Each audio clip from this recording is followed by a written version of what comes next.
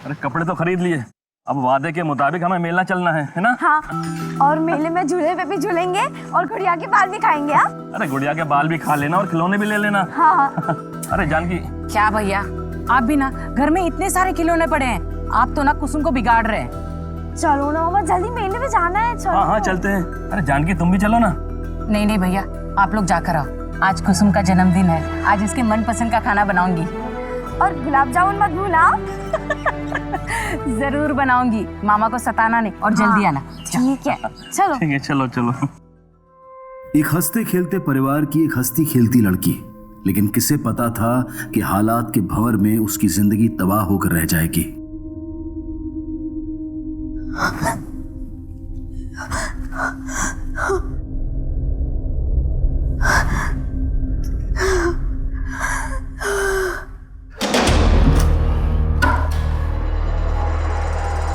अरे साहब, तो बहुत कम पैसे ले रहा हूँ आपसे, बाहर जाऊंगा ना, इससे दोगुनी कीमत मिलेगी मुझे।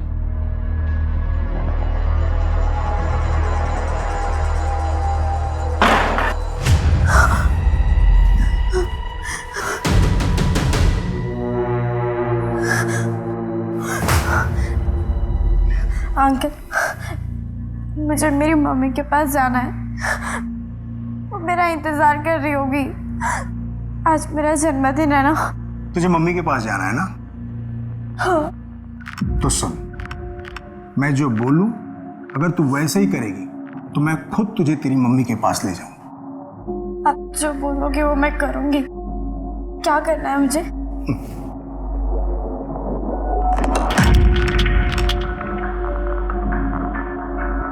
ले गुड़िया, ये तेल मुझे लगा दे। ले।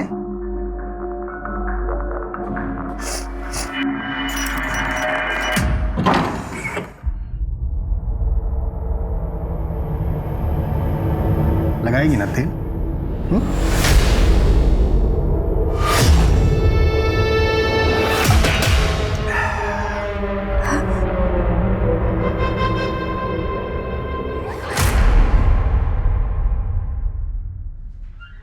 हाँ जी जी जी, 2 आइटम्स और ऐड करवाना है जी, मैं करवा देता हूँ।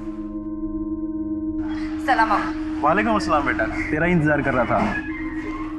ये ना बैंक से लेटर आया है, केवाईसी की कुछ प्रॉब्लम है, उन्होंने अकाउंट फ्रीज कर दिया है, उन्हें रिप्लाई ड्राफ्ट। अमित भाई, आज तक कभी ऐसा नहीं हुआ कि आपने अपनी बेटी को याद किया हो और प्रवीण ना आई हो।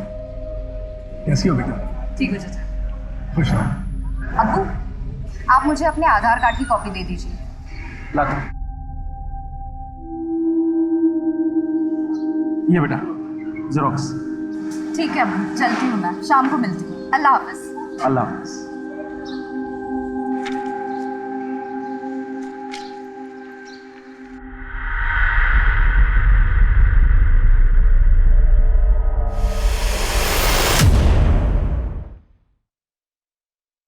शहनाज। अस्सलाम वालेकुम। वालेकुम अस्सलाम। हमारा हज का फॉर्म सेलेक्ट हो गया है। अल्लाह का लाख लाख शुक्र है। हाँ वो तो है, बस अल्लाह के दरबार में जाने से पहले हम इतना चाहते हैं कि अपनी जिंदगी के तमाम मसले सुलझा लें,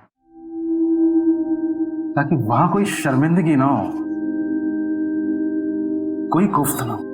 मैं समझ रही हूँ आपका इशारा किस तरफ है। आप जो सोच रहे बेहतर ही सोच रहे।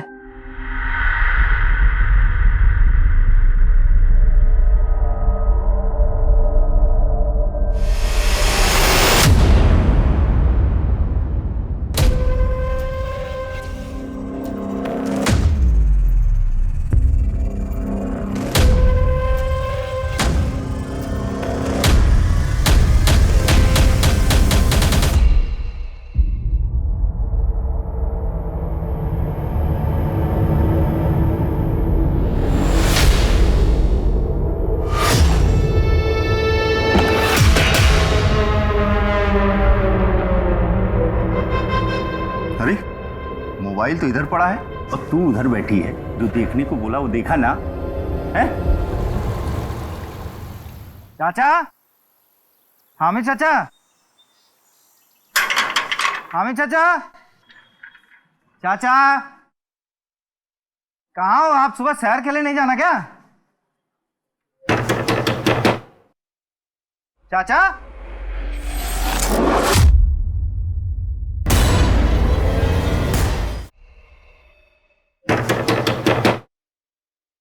चाचा,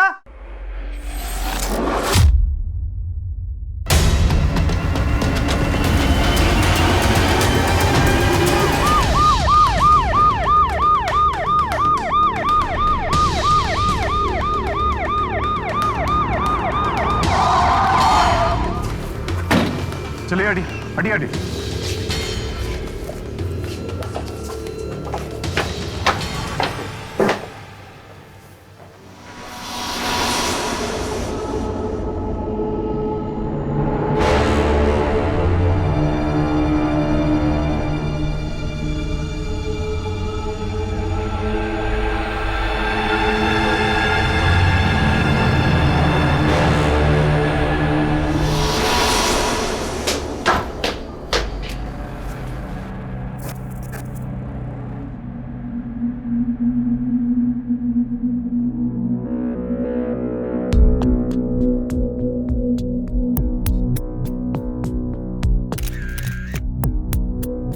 सर, हाँ, अलमारी खुली हुई है, जेवरात के डब्बे भी खुले पड़े हैं। लूटपाट का मामला लगता है सर। हाँ लिख लीजिए, ये भी लिख लीजिए। आप जानते हैं इन्हें? सर ये हामिद भाई हैं, हामिद चौधरी, और ये उनकी बीवी शहनाज। पुराने वाले चौक पे इनका एक रेस्टोरेंट है। हम लोग सुबह आमतौर पे सैर करने जाते थे। आज जब सुबह में आया तो देखा इनको। सर इधर आइए।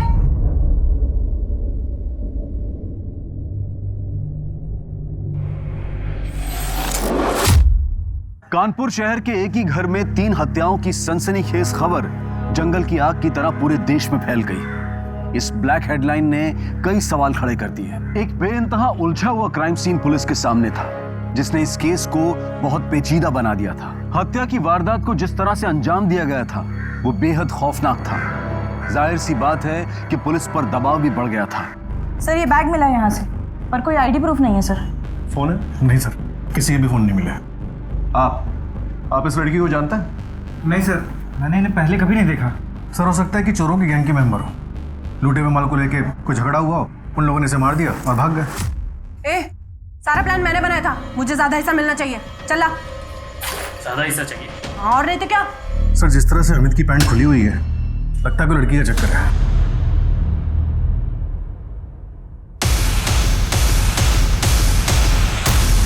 वरना एक अनजान लड़की की लाश घर में, वो भी बाथरूम के अंदर मिलना, बात को समझ में नहीं आती सर। नहीं, नॉट पॉसिबल। कोई भी शादीशुदा मर्द अपने घर में पत्नी होते हुए किसी दूसरी औरत को नहीं बुलाएगा। सर ये लड़की के कपड़ों को देखकर लगता है कि इसके साथ कुछ गलत हुआ है। सलवार का नाड़ा बिल्कुल ढीला है सर। इतना लूज अगर नाड़ा रहा तो सलवार रुकने से रही सर। बॉडी को पोस्टमार्टम के लिए भेजा और उस लड़की के फोटोग्राफ्स सब जगह सर्कुलेट कर।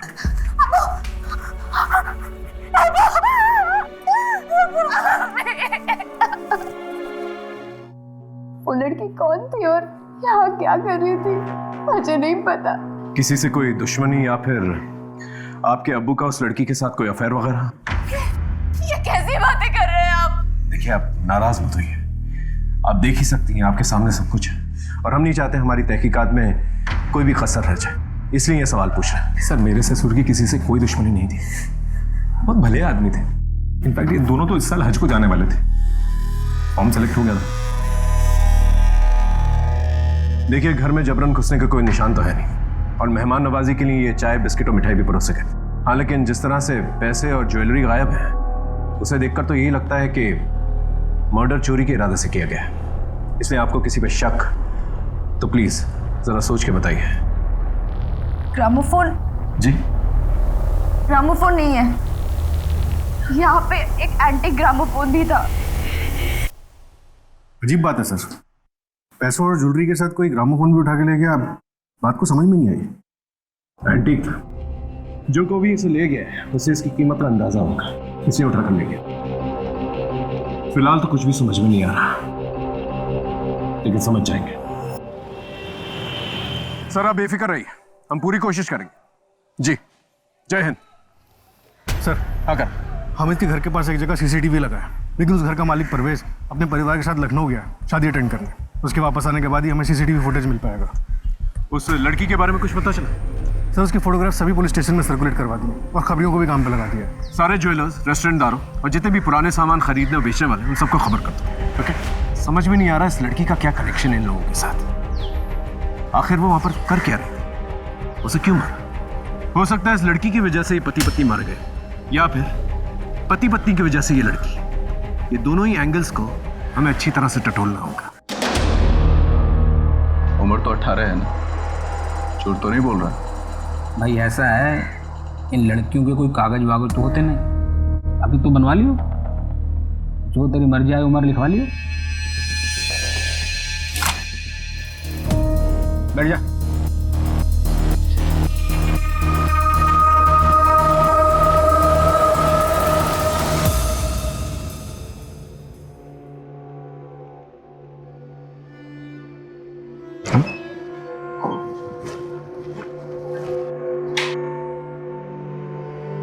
आओ अंदर आओ। आओ आजा। ये है अपना छोटा सा घर, लेकिन तुझे रानी बना के रखूंगा। और हाँ, आज से तेरा नाम रुखसार है। चलो मैं तुम्हें हमारा कमरा दिखाता हूँ। ये है हमारा कमरा। हाँ, तुझे जो चाहिए बेझिझक बता देना। मुझे मेरी माँ से मिलना है। ज़्यादा तो याद नहीं है, पर कानपुर में किदवी नगर में घर था हमारा। ठीक है, ले जाऊंगा, लेकिन आज की रात ये सब बात मत कर।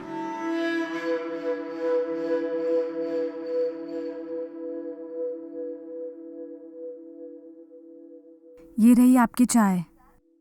अरे ये बैग, आप कहाँ जा रहे हैं? मैं नहीं, तुम जा रही हो। ये क्या कर रहे हो? अशफाक, मैं तो आपकी बीवी हूँ ना।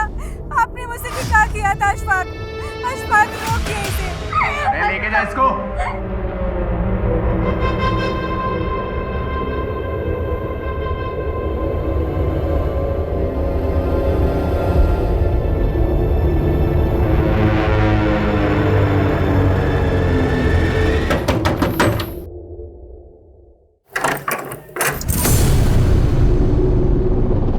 ये सब कहाँ से ले आया? बंदोबस्त हो गया है।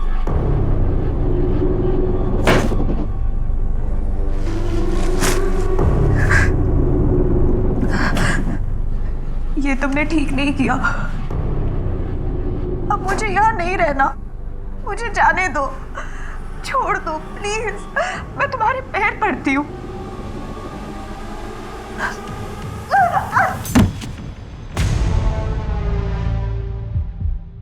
और इसे कब तक झेलना पड़ेगा? मैंने तो अपना काम कर दिया है, देखते हैं बर्फ कब तक पिघलती है। देखो परवीन, मुझे लगता है हमें पुलिस को सब कुछ बता देना चाहिए। नहीं, हम नहीं बताएंगे।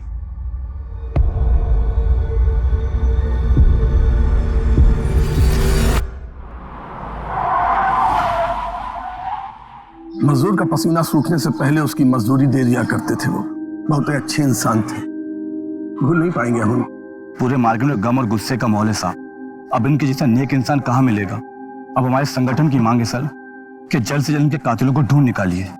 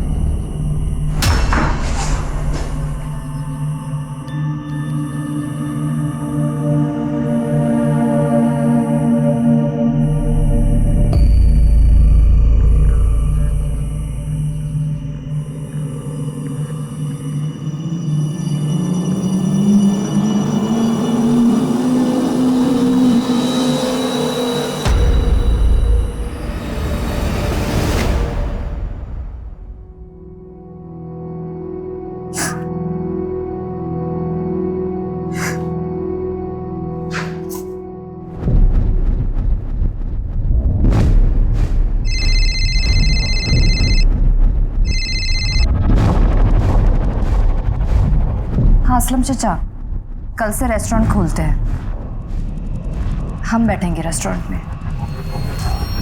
ठीक है, जल्दी थाने आ जाओ। सर, हाँ कर। हामिद के मोहल्ले में रहने वाले जुनैद के घर का सीसीटीवी फुटेज मिल गया। नाविद को फुटेज के साथ मैंने थाने बुला लिया।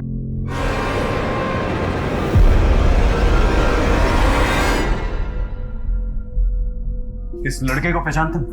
नहीं सर। करण, इस लड़के के डिटेल्स निकाल।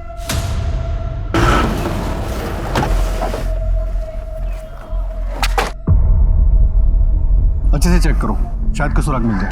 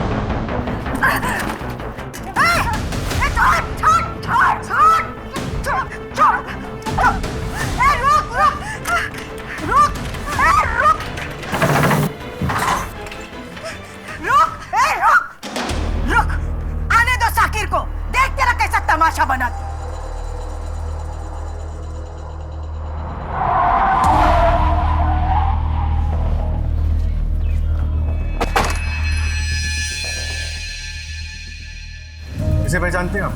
इसे आपके मोहल्ले में देखा गया? नहीं सर। नहीं।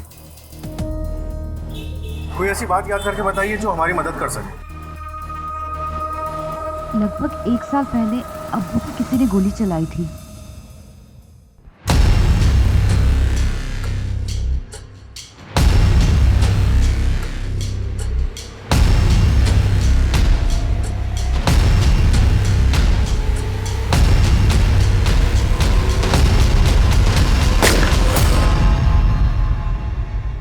गोली चलाई थी? किसने? सर आज तक पता नहीं चला।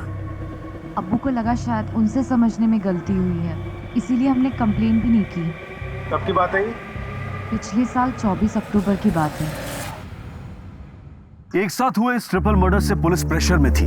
ये केस अब एक जिगजैग आरी की तरह से हो गया था। पुलिस टीम हाथ हाथी एक एक इंफॉर्मेशन से इस केस को समझने की कोशिश कर रही थी। सर, अगर पोस्टमार्टम रिपोर्ट आ गई है। रिपोर्ट के मुताबिक तीनों की हत्या किसी धारदार हथियार से गला काटने की वजह से हुई थी। और एक बात सर, इस लड़की की लाश हमें बाथरूम में मिली थी। मारने से पहले उसके साथ सेक्सुअल एक्टिविटी हुई थी। डीएनए रिपोर्ट्स क्या कहते? सर, डीएनए रिपोर्ट्स हामिद से तो मैच नहीं होती, कोई और ही था। साहब, आपने जो फोटो भेजा था ना, उसका नाम आमिर है और बड़ी मस्जिद के पीछे अपनी अम्मी जोया के साथ रहता है। एक और बात साहब, हामिद चाचा की एक बेटी और है। 400 तो तुम्हारे लिए अहम था। 24 अक्टूबर को पिछले साल हामिद पे गोली चलाई गई थी मस्जिद के बाहर। थोड़ा पता तो करना किसने गोली चलाई थी और किसके कहने में चलाई थी। हो जाएगा साहब। ये ले। नहीं साहब, अम्मी चाचा जैसे आदमी के लिए काम में पैसे लेके नहीं करूँगा। चलता हूँ साहब।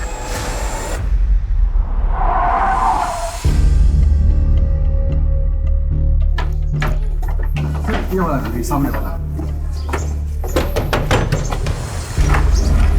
जी, आपका बेटा आमिर कहाँ है? वो कई दिनों से घर से गायब है। आपका बेटा कई दिनों से घर से गायब है और आपने पुलिस में कंप्लेंट तक नहीं करवाई? तलाशी लो अंदर। लेकिन साहब, सर अंदर कोई नहीं। नंबर दो आमिर का। जी। आपने हमसे एक बहुत बड़ी इंफॉर्मेशन छुपाई है। आपकी एक और बहन है? जी है। माँ बाप के मरने के बावजूद नहीं आई? क्यों? और ये बात आपने हमसे क्यों छुपाई? क्योंकि अब्बू उससे बहुत नाराज थे। अब्बू, बैंक का काम हो गया है, आप टेंशन मत लो, कॉल आ जाएगा आपको।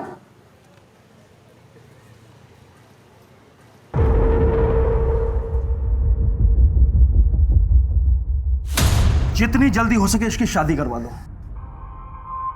मैं किसी से शादी नहीं कर सकती। मैं शाकिर को अपना शौहर मान चुकी हूँ और उसके बच्चे की माँ बनने वाली हूँ। उस दिन अब्बू बहुत गुस्से में थे, लेकिन कुछ दिनों बाद उन्होंने साइमा को प्यार से भी समझाया था। बेटा, मैं दुश्मन नहीं हूं तेरा। तेरी जिद के आगे मुझे अपना सर झुकाने में कोई शर्म भी नहीं है, लेकिन मैंने अपने तरीके से मालूम करवाया शाकिर अच्छा लड़का नहीं है, उसकी माँ का नाम भी खराब है। माना तुझसे गलती हो गई है, लेकिन एक गलती को छुपाने के लिए दूसरी गलती करना ठीक बात नहीं है। जिंदगी अजाब बन जाएगी तेरी। अभी आप मेरी जिंदगी अजाब बना रहे हैं अब्बू। ठीक है, तुझे अपनी बर्बादी की कहानी खुद लिखने का शौक है तो लिख, लेकिन एक बात याद रखना, आज के बाद तेरे मेरे रिश्ते बिल्कुल खत्म। दाग थी वो हमारे खानदान के नाम पर। अम्मी और अब्बू उसे सबसे ज्यादा चाहते थे और उसी ने अम्मी अब्बू को सबसे ज्यादा तकलीफ दी। शाकिर करता क्या है? कुछ भी नहीं। अब्बू ने कहा था कि पैसों के लालच में आकर उसने साइमा के साथ निकाह किया था। कहाँ रहती है आपकी ये बहन साइमा? अब्बू की एक एक बात सच थी। मैं ही गलत थी। शाकिर ने मुझे कभी खुश नहीं रखा। क्यों? आपकी तो लव मैरिज हुई थी ना? लेकिन शाकिर ने मुझसे शादी अब्बू की जायदाद और उनके पैसों के लिए की थी। जब मैंने ही उनका घर छोड़ दिया तो धीरे धीरे वो मुझे सताने लग गया। मैं कहीं भाग ना जाऊं इसलिए मुझे बांध के रखता था। आपका बच्चा कहाँ है? मैंने अम्मी और अब्बू से झूठ बोला था कि मैं शाकिर के बच्चे की माँ बनने वाली हूँ।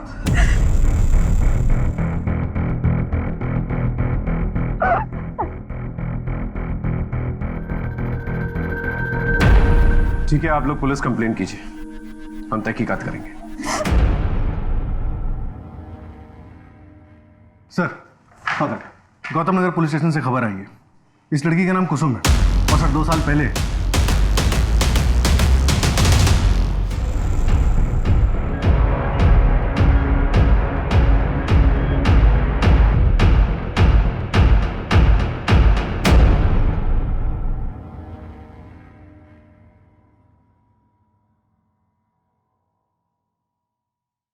चल बता, नाम क्या है? रुखसार जी कुसुम। उस रेड के बाद सभी लड़कियों को नई ज्योति नाम की किसी एनजीओ में भेज दिया गया था। कुसुम की निशानदेही पे पुलिस ने वो रेड डाली थी। हालांकि कुसुम को भी बहुत टाइम लगा उस ट्रॉमा से बाहर निकलने के लिए। बड़ी दर्दनाक कहानी है सर उसकी।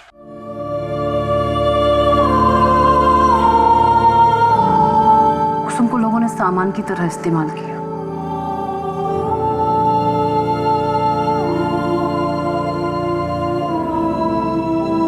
खरीदा, मन भरने तक इस्तेमाल किया, फिर आगे बेच दिया। जी कुसुम। कुसुम ने कभी अपने परिवार के बारे में कोई जिक्र किया? हाँ, उसने बताया था कि कानपुर में ही था उसका घर। हमने कोशिश की उसके परिवार वालों को ढूंढने की। तुमने जो घर के बारे में बताया था, वहां तो कई सालों से कोई और रहता है। कहाँ चले गए? किसी को नहीं पता। कुसुम हामिद को कैसे जानती थी? हामिद जी अक्सर हमारे यहाँ डोनेशन देने आते थे।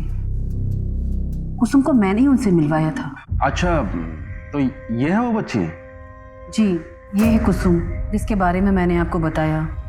बस इसके माँ बाप को ढूंढ रहे हैं। उसके घर देर है, अंधेर नहीं है। मैं दुआ करूंगा कि तुम जल्द अपने माँ बाप से मिलो। अपनों से बिछड़ने का गम क्या होता है मैं समझ सकता हूँ। बेटा,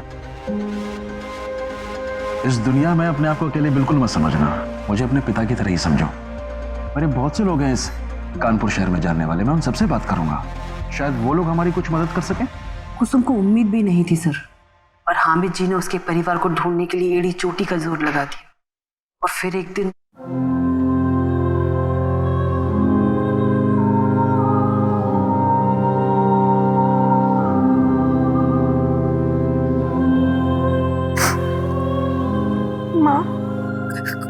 कुसुम सब मुझे कहते थे कि तू कभी नहीं आएगी, लेकिन मुझे यकीन था बेटा तू मुझे जरूर मिलेगी। तुम्हारे जाने के बाद सब बेचकर हम चित्रकूट आ गए थे, लेकिन तू इतने साल कहाँ थे बेटा? माँ, बहुत लंबी कहानी है, मैं आपको मिलकर बताती हूँ ना। हमें चाचा की वजह से ये सब मुमकिन हो पाया है। माँ, बस 2 दिन में मैं आपके पास आ जाऊंगी।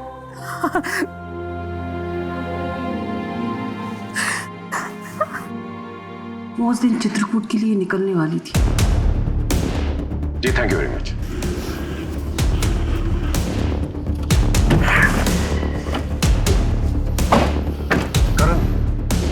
कहीं ऐसा तो नहीं कि कुसुम के इतिहास ने इन लोगों का इतिहास बना दिया? वो रेड मारने वाली पुलिस से पता करना इस रैकेट का सरगना कौन था। हो सकता है कि कुसुम को फॉलो करते करते ये लोग हमीद के घर पहुंच गए और इस लड़की के साथ साथ हमीद और शहनाज दोनों को मार दिया। Right sir. Hello sir, Aamir का पता चल गया।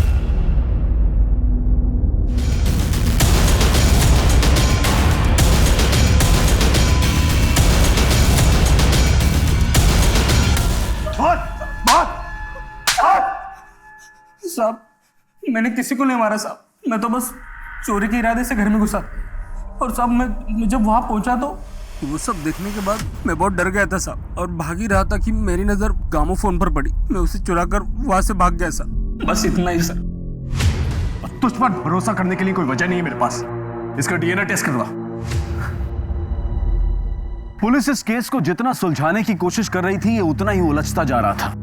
पुलिस के हाथ एक भी ऐसा सबूत नहीं लगा था जो इस केस को सही दिशा दे सके। आमिर के खुलासे के बाद भी पुलिस इन तीनों मर्डर्स के पीछे का मकसद नहीं समझ पा रही थी। एक तरफ कुसुम की जिंदगी भी कई मामलों में उलझी हुई थी, वहीं दूसरी तरफ हामिद की जिंदगी में भी परेशानियों की कमी नहीं थी। हत्या के कारणों को एक एक व्यक्ति से जोड़कर बारीकी से टटोला जा रहा था। ये तहकीकात पुलिस के लिए बेहद मुश्किल थी। कुसुम? कौन कुसुम?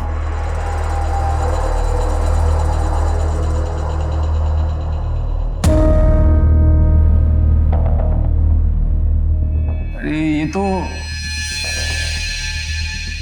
क्या नाम था इसका, कुछ याद नहीं आ रहा साहब। वो क्या है ना, हर क्लाइंट इनको अपना ही नाम देता था। किसे सुपारी दी थी इसे मारने की? साहब मैं इसकी सुपारी क्यों दूँ? क्योंकि इसने पुलिस में खबर करके तेरे धंधे को चौपट करवा दिया। अच्छा, तो ये थी? अच्छा वो मर गई। सर, जेल के अंदर की खबरियों को एक्टिवेट करता हूँ। अगर इसने कुछ किया होगा तो बाहर जरूर बात आएगी। साहब, गुड्डन नाम के आदमी को हामिद चाचा के 2 नंबर वाले दामाद ने सुपारी दी थी जान से मारने के लिए, और इस 2 नंबर वाले दामाद का नाम साकिर साहब।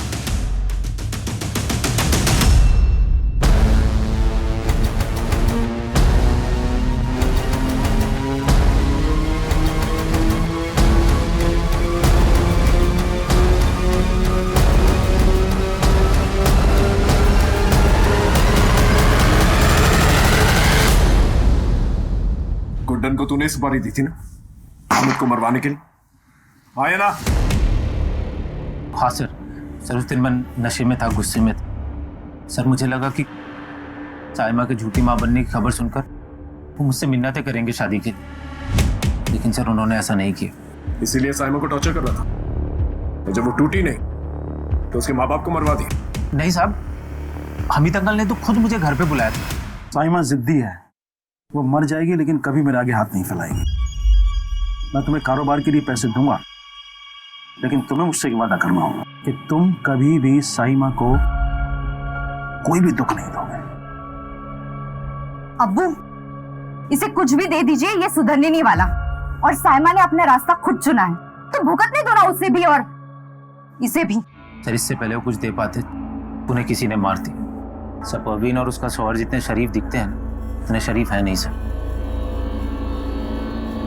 सर, ये रही डीएनए रिपोर्ट।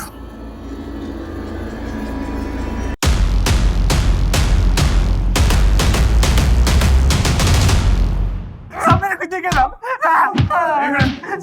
साहब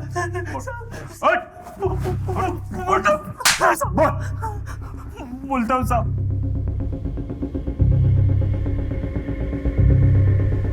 झूठ बोल रहा है ना? हाँ, मर्डर तूने किया ना? बोल। कसम से बोल रहा हूँ साहब, मैंने किसी का मर्डर नहीं किया। सर अगर ये आमिर सच बोल रहा है तो फिर ये मर्डर क्यों और किसने करवाया? ये हामिद का पूरा परिवार ना झूठ बोल रहा है। शाकिर ने तो एक बार जानलेवा हमला भी करवाया है। और सर जावेद? जावेद हद से ज्यादा सीधा है।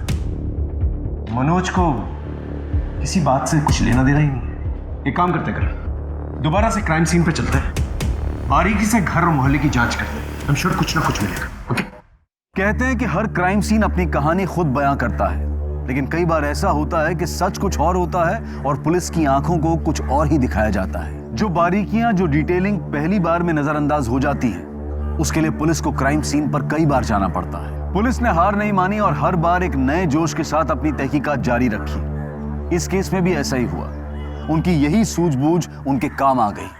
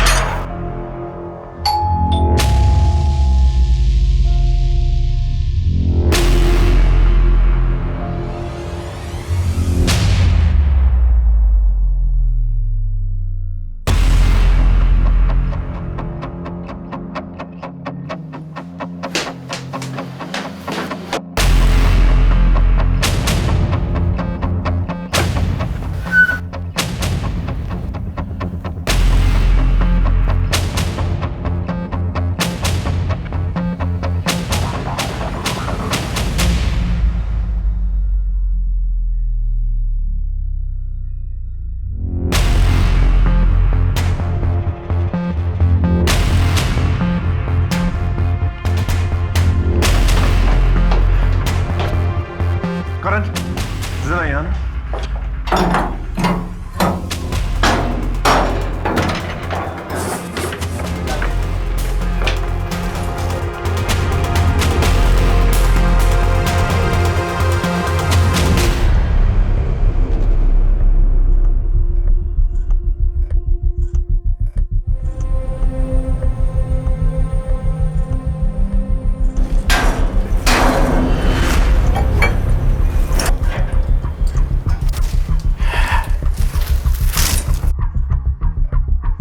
मुझे लगता है किलर ने आने जाने के लिए यही रास्ता इस्तेमाल किया। वो ये बाउंड्री चढ़ के यहाँ पर आया होगा। किचन का जो पिछला हिस्सा है उसमें पुराना ताला लगा हुआ है और यहाँ पर ये नया ताला। और सामने के सीसीटीवी फुटेज में हमें कोई आता जाता नजर नहीं आया। और घर में आने जाने के लिए और कोई रास्ता है नहीं। वो किचन का दरवाजा भी बंद है, तो यही एक रास्ता बचता है। कातिल ने यही रास्ते को इस्तेमाल किया है। और ये खून के धब्बे, स्किन टिश्यूज और ये फटा हुआ कपड़ा ये बताते हैं कातिल ने आते जाते वक्त जब इस खिड़की का इस्तेमाल किया होगा उसे गहरी चोट लगी होगी। कातिल अपने जिस्म पे अपने करतूतों के निशान लेके घूम रहा है। एक काम करो, एरिया के जितने भी डॉक्टर्स हैं ना, उनसे पूछताछ करो। उससे किसी ना किसी से तो इलाज करवाया होगा। और फॉरेंसिक टीम को जल्दी से यहाँ भेजो। Right sir. पुलिस की नजर एक ऐसे रास्ते पर पड़ी थी जो आम रास्ता नहीं था, और अपनी तहकीकात में कोई कसर ना छोड़ते हुए पुलिस ने फिर एक बार नए सिरे से पूछताछ शुरू की। हाँ सर, 15 टाके आए थे। ये आया तो था इलाज के लिए, लेकिन दोबारा नहीं आया। ये मेडिसिन भी वो लेके नहीं गया। पुलिस के हाथ अब सबूत आ चुके थे, लेकिन पुलिस पूरी जिम्मेदारी और सूझबूझ के साथ कातिल पर हाथ डालने की तैयारी में जुट गई।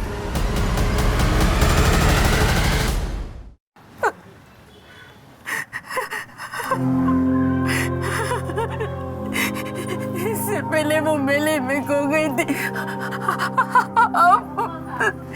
मेले में खोई नहीं थी, बेच दी गई थी।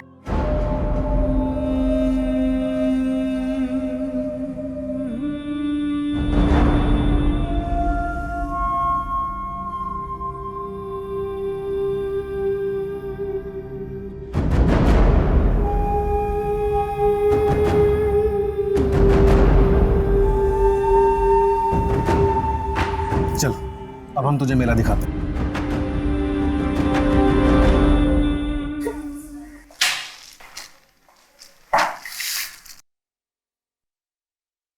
दोबारा से पट्टी करवाने नहीं गए?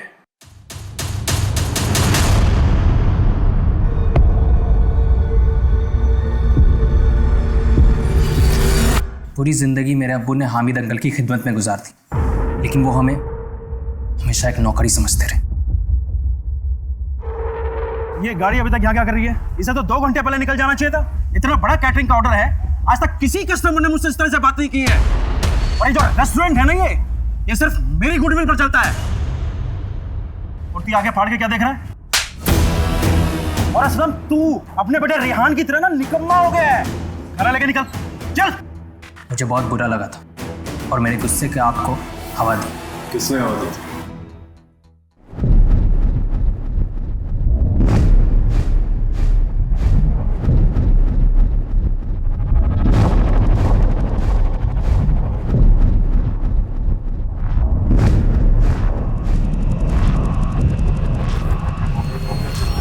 हमारा धंधा पुराना है सर।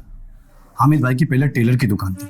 हमारे धंधे को देखते हुए उन्होंने रेस्टोरेंट खोला और उस रेस्टोरेंट का नाम शहनाज रखा। देखते ही देखते सारे कस्टमर उनके पास जाने लगे और एक दिन इसी सदमे से मेरे अब्बू की हार्ट अटैक से मौत हो गई। पूरे 2 साल लंबा इंतजार किया और उस रात रेहान की आंखों में हामिद के लिए नफरत दिखी। तब जाके मैंने अपना लंबा इंतजार खत्म किया। देख लिया तूने अपनी वफादारी का अंजाम, अब ले अपना इंतकाम। एक बार हामिद चाचा ने ग्रिल पे लगवाने के लिए मुझसे नया ताला मंगवाया था। तब उस रोज मैंने उसमें से एक चाबी अपने पास रख ली थी। ये ले। अरे चाची, ये सब नहीं। अरे इतने सालों के बाद अपनी माँ के पास जा रही। रख ले बेटा, बड़ों की दुआएं साथ रहनी चाहिए। चाची मुझे लेट हो जाएगा, मैं निकलती हूँ। जरा वॉशरूम करा, वो उस तरफ है वॉशरूम। फ्रेश होके आ जा, तब तक मैं नमाज पढ़ लेती हूँ। जी।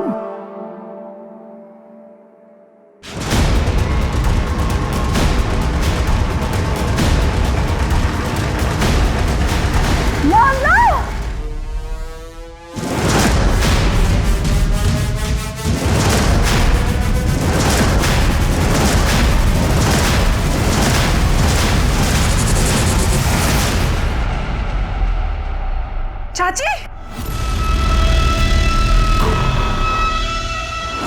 चाचा,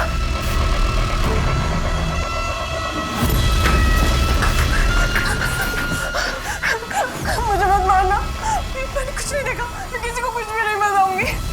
मेरी माँ मेरा इंतजार कर रही हो। तुम दोनों ने अपना बदला तो ले लिया, लेकिन इस बदले की आग में 3 बेकसूर लोगों की जान चली गई। अब ना तुम्हारी पढ़ाई कभी पूरी होगी और तुम्हारा रेस्टोरेंट का बिजनेस हमेशा हमेशा के लिए ठप हो जाएगा। माता पिता हमेशा बच्चों का भला ही चाहते हैं, लेकिन कभी कभी बच्चों द्वारा लिए गए अपने इंडिपेंडेंट फैसलों से वो नाखुश हो जाते हैं। और यही वो वक्त होता है जब परिवार में दूरियां और नफरत बढ़ने की गुंजाइश बन जाती है। हामिद ने साइमा के लिए बहुत कुछ सोच रखा था, लेकिन उसने अचानक शादी कर ली और बाप और बेटी के रिश्ते में दरार पड़ गई। रेहान ने मोइन के बहकावे में आकर हामिद की जान ले ली। हामिद मोइन की रंजिश का शिकार बन गया। अब मैं अनूप सोनी आपसे विदा लेता हूं। फिर मुलाकात होगी क्राइम पेट्रोल सतर्क के ब्लैक हेडलाइंस अध्याय में एक और नए केस के साथ। और याद रखें, क्राइम और आपके बीच में सिर्फ इतना फर्क है कि आप कितने सतर्क हैं। सतर्क रहें, सुरक्षित रहें। जय हिंद।